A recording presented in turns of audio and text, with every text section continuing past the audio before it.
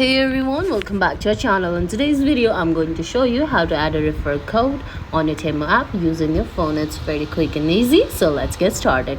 First, make sure you have the TEMU app downloaded on your phone. If it's not there yet, you can download it from Apple App Store or the Google Play Store. Once you download the app, open the app. Once you open the app, there's a U option or count option at the bottom of the screen. Once you tap on that, you can see there's coupons or offers option. Select the coupons or offer. Once you select the count option, there's coupons or offer option on the screen. Now select the coupons and offers. Then you can see there's enter coupon code. You have to type in your referral code on the enter coupon code and select apply. And guys, that's how you use referral code on TEMU app. This action will typically apply the referral benefits to your account. I hope you found this video helpful. If you did, please give it a thumbs up, leave a comment, subscribe to our channel and hit that bell icon. See you in the next video.